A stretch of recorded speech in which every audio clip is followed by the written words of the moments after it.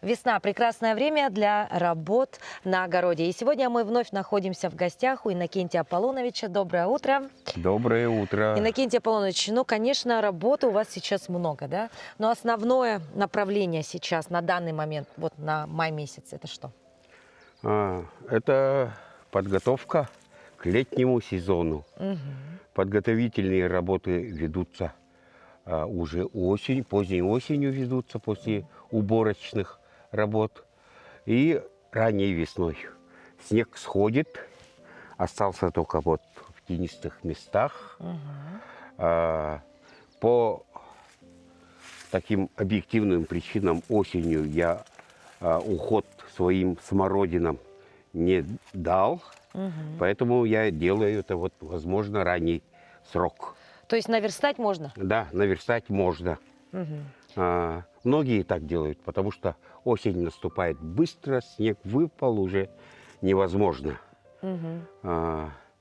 Сначала мы что делаем, да? Вот смородина. Да. Сорт якутская, гибрид смородины нашей якутской малоцветковой и так называемой охты. По-научному это смородина дикуша. Многие знают, да? Сначала вот мы видим, да, вокруг растения и под растением ковер из опавших листьев. Надо их вручную вообще убирать. Полностью? Полностью убирать. Тут я для примера покажу, да, полностью все убирать не буду. С одной стороны, поскольку это много времени уйдет. Для чего это делаем, да? Да. Потому что под листьями, да, листья – это теплоизоляционный слой, под ними зимуют вредители.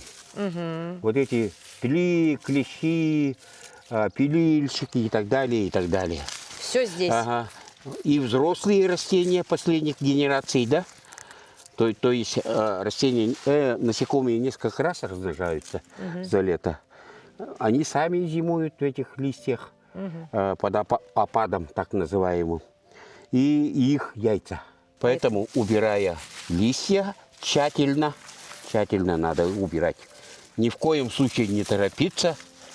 Между кустами, между побегами их убирать довольно сложно.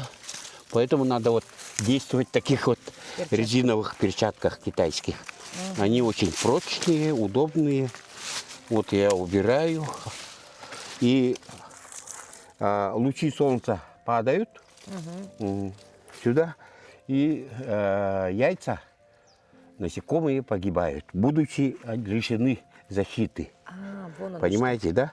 Еще ночное воздействие холодов. И под этим таким комплексным воздействием неблагоприятных для них факторов они погибают. Поэтому летом смородина будет испытывать минимальный стресс со стороны вредителей. То есть первым делом убираем Вот листву. опад. Опад, правильно, да, название? А это касается кустарников и еще каких растений? Это касается, ну, таких плодово-ягодных, других, да. Например, вот яблоня рядом стоит. Тоже С них убираем. надо... Яблоня привозное растение, да, в Якутии, поэтому листья остаются, не опадают. Надо будет пройтись прямо руками, обрушивать их. Вот, то есть вот так трясти надо? Нет. А как? Прямо руками как Вот бы... так делать? Ага, вот так вот делать. То есть эту всю листву надо будет снять? Да. Это делается путем прохода по рядам. Но у вас здесь Один большое ряд количество, иду да? туда, обрушиваю эти листья, обратно иду, второй ряд. Ну, минут 30-40 вот на эти вот 30 квадратных метров. Ну, у вас тут, конечно, очень все густо насажено, да? Обычно у людей 1, 2, 3 кустика, поэтому у кого есть яблонька, мы ее должны полностью оголить от старой листвы. От старой листвы. Старая листва еще мешает появлению новых молодых листьев. Они мешают. И листья будут все равно, но их будет меньше. И они будут меньшего размера. Понимаете? Да. Тут и затенение играет роль, и просто физически они мешают. Так, а Вот. приходим обратно к нашей смородинке. Да. А затем мы что делаем, да? Сразу А. вопрос, Иннокентий Аполлоныч. С листвой с этой что мы делаем? Утилизируем? Она нам не нужна? Вообще никуда? Вот эти листья, Да, опавшие. я их использую под новые грядки. Вы знаете, да, Да. что я делаю каждый год новые грядки. Я их использую как удобрение, как органическое удобрение, ложа их самым нижним слоем. Под землей, под песком, под перегноем. Да. И они там перепревают, превращаются в почву Вот и так. кормят растения. Да. Вот. Затем мы обращаем внимание, примерно где-то тут у меня 30 стеблей, да? Нашими учеными, да, Черткова, Готовцева, да, Якутском НИИ сельского хозяйства работали. И у нас работал Перк Александр Яковлевич, смородиной занимался. Они установили, чтобы куст смородины давал максимальную урожайность ягод, надо где-то 20-25 побегов, плодоносных побегов, да? Всего лишь. Много не надо, да? Ага, мы внимательно смотрим. И наиболее старые, толстые, они темного цвета, да? Вот мы нашли, да? Побег старенький. Ну да, вот он толстый, вот это мы видим, да? Вот. Ой, как жалко его отрубать-то. Вот и мы его безжалостно под корень секатором срезаем. Тут сила нужна физическая, поэтому мужчины должны своим хозяйкам помогать. Ага. Вот пример. Как жалко. А вот тут приходится, жертвовать, появятся да? новые побеги, на которых будет больше почек. Почек, да? А этот старый им мешал. Так, вот, то есть такие большие, толстые все убираем, не жалеем, друзья, товарищи, да? Потому что они... нужно давать жизнь другим. Надо открывать дорогу молодым. Да. С малым количеством почек. И высыхающий, не такой уж жизнеспособный. Кстати, тут видны побеги, старые побеги, которые я срезал в прошлом году. Да, вот вы тоже тут когда-то срезали. Видно. Да. Ага. Я убирал в свое время. Теперь под корень. Как жалко. Но ничего страшного, потому что нам Вот эти вот почки. наиболее молодые ветки, да, наиболее молодые ветки с почками можно использовать для заваривания хорошего такого витаминного чая. Смотрите, вот эти Вот почки вот. Вот они, молодые почки. Чтобы КПД растения, коэффициент полезного действия растения повысить. Вот так. То есть ничего просто так не выбрасываем. Ничего Максимально просто. с растения берем все, да? Вот эту нижнюю часть мы сожжем, зола тоже пойдет в дело. Так что безотходное производство. Да. Отлично. Так, сюда положу пока. Итак, Иннокентий Аполлоныч, зачем нам кипяток? Кипяток. Кипяток вот я скипятил в ведре 10-литровом, да. Обычно, когда я берусь, пока немножко рано, некоторые кусты находятся еще под снегом, да. Вот видите, они под снегом. Для примера просто вот скипятил на газовой плитке дома, для того, чтобы ошпаривать кусты, опять же, с той же самой целью уничтожения вредителей. Мы открыли их от опада для того, чтобы они подвергались влиянию солнца, да, уничтожающему. Для закрепления успеха мы еще используем кипяток. Практически 100 градусов. От этого кипятка вредители и их яйца погибают уже еще в большей степени. Причем они зимуют, особенно тли, они и на стеблях тоже зимуют. Они микроскопические, их просто не видно. В пазухах листьев, под почками. Поэтому Я демонстрирую, да? Быстро-быстро Ой, ошпариваем. мамочки. И сами растения тоже. Ничего, достаточно. Как жалко. Мы не По- навредили. Потом, возможно, обильно вот ошпариваем землю вокруг. Вот очищенную от старых листьев землю хорошенько ошпариваем. Если я потом скипячу в бочке 200-литровой и буду обливать все дорожки, все кипятком. Вот секрет моего высокого урожая, да? У меня тут 6 кустов, да? 6 кустов и внизу 2 куста. Ну, ежегодно я собираю 8 10-литровых ведер. Да, для тех, кто смотрит наши выпуски постоянно, многие, наверное, знают о том, что Иннокентий Аполлоныч не использует никакие химические средства на своем участке, да, то есть, конечно, можно было купить там и опрыскать чем-то растения, да, но все можно сделать, вот, имея просто кипяченую воду и золотые руки, и, пожалуйста, и, конечно же, время, да? Время и желание. Желание, преодоление. Да, Самое главное преодоление. Преодоление, в первую очередь, собственной лени. Лени. Терпение и труд все перетрут, как говорится. Вот показываю следующий, да, агротехнический прием. Обычные вилы.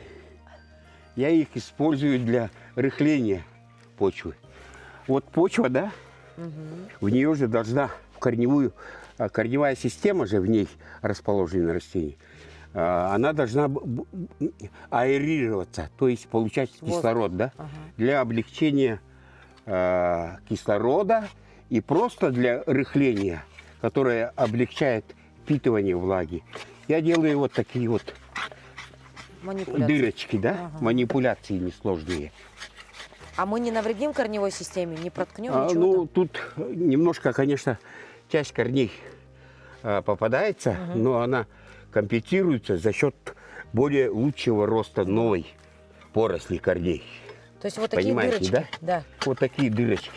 Ну, рыхление называют, щелевание называют, вот этот, кротование называют этот прием.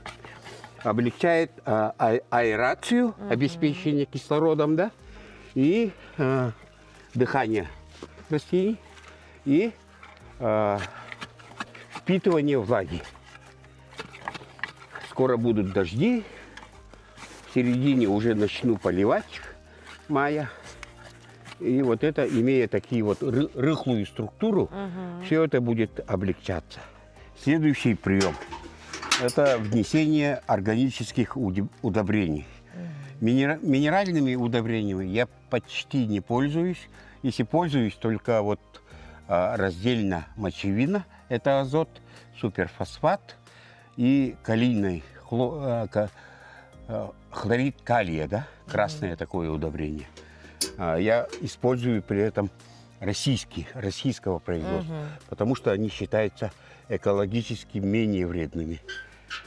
В основном я обхожусь органическим удобрением. Вот перед вами перегной. Это перегной непростой, не коровий, то есть это перегной из конского навоза. Он наиболее такой активный, наиболее богатый, потому что лошадь ходит по лугу, выбирает цветки, выбирает самые вкусные, да, части, самые богатые части растений, и навоз у него получается, соответственно, наиболее богатым, да. Вот. Но он не чистый, он же перемешан с чем-то, Да, уже? С песком немножко перемешан, с речным. Заметьте, с речным. Речной песок. Так. Вот смородина, да? Где мы провели предыдущие приемы, да? И прямо вот так вот кидаем под смородину. 2-3 сантиметра достаточно. По учебникам 5-6 сантиметров рекомендуется, а я, так как вношу каждый год, достаточно 2 сантиметров, 3. Считается, что если на поверхности органика лежит, то оттуда улетучивается азот, да? Да. И чтобы азот не улетучился, после внесения органики надо пролить. Пролить и с водой, Все уйдет вниз. Все уйдет вниз. В корневую систему. Протайка сейчас небольшая, 10 сантиметров, но этого достаточно. Главное, чтобы азот ушел вниз. И другие вещества, не только азот. Вот так. Поэтому сейчас поливаем, и все полезные вещества у нас уйдут в корневую систему, а значит, все сработает. И послужат залогом высокого урожая. Да. Летом, надеюсь, мы еще заснимем, сколько вырастет на них ягод. Обязательно. Чтобы полезные вещества перегноя проникли в почву, мы их поливаем обильно. Растворимые все вещества растворятся в воде и уйдут вниз. Ага. Вот и все. Итак, Иннокентий Аполлоныч, давайте подведем итог, да, нашего эфира сегодня. Значит, первым делом убираем листву и избавляемся от вредителей. Да. Вторым делом делом рыхлим почву вилами. Чтобы облегчить проникновение воздуха и улучшить впитывание воды. Кипятком заливаем. Третий прием: заливаем кипятком для более капитального уничтожения вредителей насекомых и их яиц. Напоминаем, что поливать нужно сам кустарник очень быстро, а вокруг почву, да, вокруг кустарника можно обильненько. Обильненько. И четвертый прием – это у нас перегной. Четвертый прием: вносим органическое удобрение, конский или коровий перегной, и чтобы вещества ушли в почву, да, вошли в почву, делаем обильный полив. И только тогда урожай 2026 года будет обильным. Обильным, да. Иннокентий Аполлоныч, давайте напомним нашим телезрителям о том, какие же все-таки сорта смородины приживаются у нас в Якутии и какие плодоносят. Потому что, возможно, кто-то сейчас посмотрит наш выпуск и захочет приобрести кустик для начала. Но надо понимать, какие кустики покупать. Прежде всего, это местные сорта, да? Потому что они получены с участием местных экотипов черной смородины, смородины дикуши и других дикорастущих смородин, да? Поэтому у них устойчивость к нашим непростым таким суровым условиям высокая. В Якутском НИИ сельского хозяйства и в нашем институте биологии работали такие ученые: Перк Александр Яковлевич, в Якутском НИИ сельского хозяйства Черткова и Готовцева, да, Люция Петровна. Вот их сорта: это якутская, гибрид смородины дикуши Охты, со смородиной малоцветковой нашей дикой получился сорт вот этот вот, который перед нами, сорт якутская. Раньше ее называли Альго. Он очень такой, до 8 килограммов с одного куста, до 8, я как раз и получаю 7-8 килограмм каждый год. Сейчас листьев нету, растение выглядит как бы скудненько, неказисто, но при этом он очень плодородный, да. И другие сорта еще есть, сорта Мюричана, сорт с памяти Кындыла, ну и другие сорта. Сейчас что-то в голове.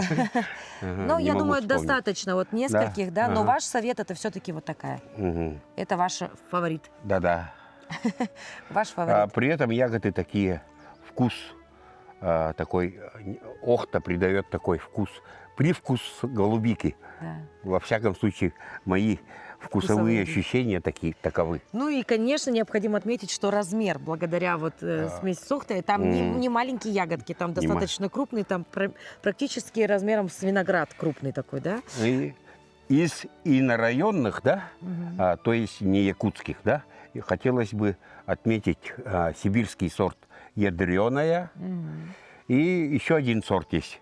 Этикетку, он растет у меня внизу, летом его заснимем. Ягоды практически как виноградины, огромные. Ну, Ну, немножко он кисловатый, но при этом дает вкуснейшее варенье. Дорогие друзья, на этом мы завершаем наш очередной выпуск программы «Мы вам покажем». И напоминаем вам о том, что у Иннокентия Аполлоновича мы бываем часто, из года в год. Поэтому, если вдруг вы желаете найти полезную информацию по поводу того, как проводить весенние работы на участках, вы можете посмотреть выпуски с нашего прошлого года. А в социальных сетях найдите, посмотрите. И я думаю, что-то полезное для себя вы обретете. Иннокентий Аполлонович, спасибо большое. Пожалуйста. Весна, работайте. Хотим летом увидеть красоту и как можно больше, конечно, узнать от вас секретов того, как же все-таки сделать так, чтобы урожай был максимально большим, вкусным и полезным. Да, непременно. Советы будут. Успехов всем.